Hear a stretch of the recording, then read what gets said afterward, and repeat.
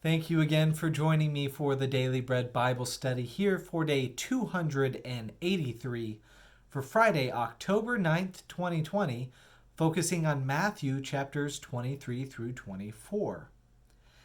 In Matthew 23, before we begin, it's important to note some history, namely that the early Christians were heavily persecuted.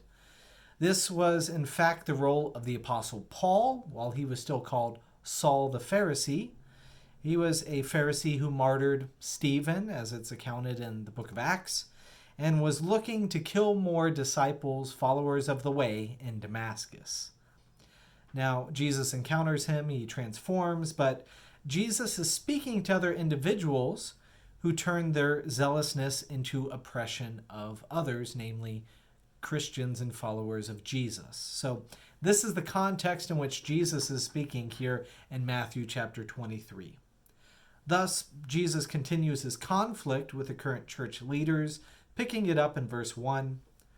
Then Jesus said to the crowds and to his disciples, "The scribes and the Pharisees sit on Moses' seat. Therefore, do whatever they teach you and follow it. But do not do as they do, for they do not practice what they teach.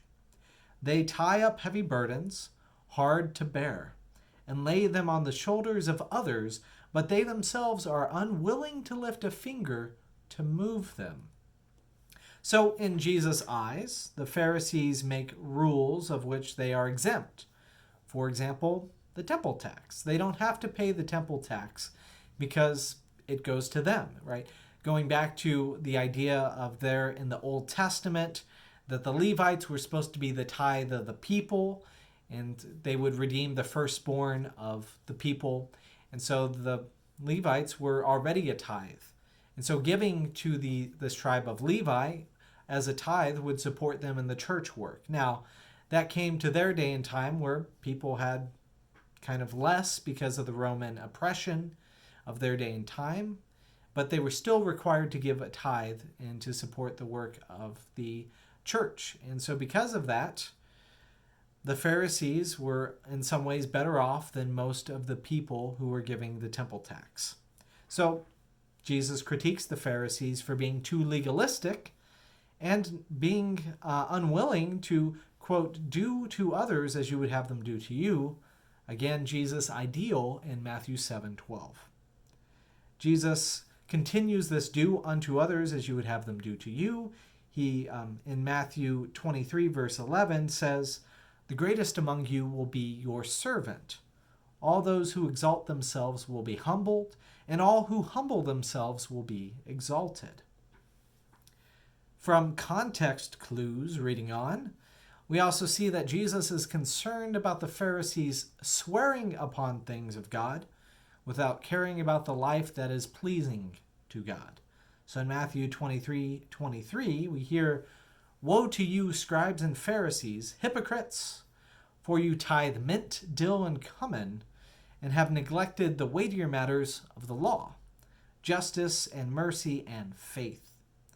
It is these you ought to have practiced without neglecting the others." So the idea is that they are neglecting justice, mercy, and faith, the things which the temple was supposed to be about. Worship of God, giving to God, and especially giving of your heart. We again see another critique in Matthew 23, verse 28. "You also on the outside look righteous to others, but inside you are full of hypocrisy and lawlessness." So part of Jesus' frustration is that the church leaders, sanction really the killing of Jesus and his followers. This will happen, and all of this kind of informs what Jesus is saying. The persecutions that I mentioned at the beginning, that's what's informing Jesus' frustration. The, quote, shedding of blood of the prophets in Matthew 23, verse 30, includes the shedding of his own blood. Yet, Jesus still seeks to have compassion on Jerusalem. So moving into chapter 24, this hope for compassion on Jerusalem is set in the context of Jesus foretelling the destruction of the second Jewish temple, which will be fulfilled about 35 years after Jesus' death, after the year in which he's saying these things. So in Matthew 24, verse 2, he says, "You see all this, do you not? Truly I tell you, not one stone will be left here upon another. All will be thrown down." Jesus then tells what the time will be like when the destruction and the end will come. So he says that false messiahs and false prophets will be abundant. There will be wars and rumors of wars.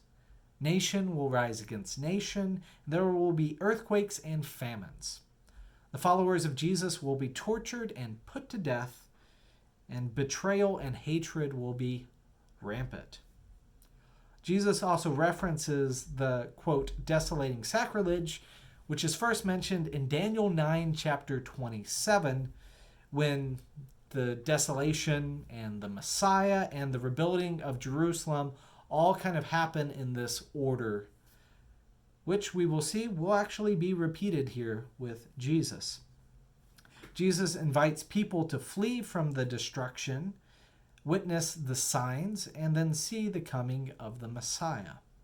Now, Jesus promises something that may take some interpreting to get to, but Matthew 24, verse 34, we trust, "Truly I tell you, this generation will not pass away until all these things have taken place.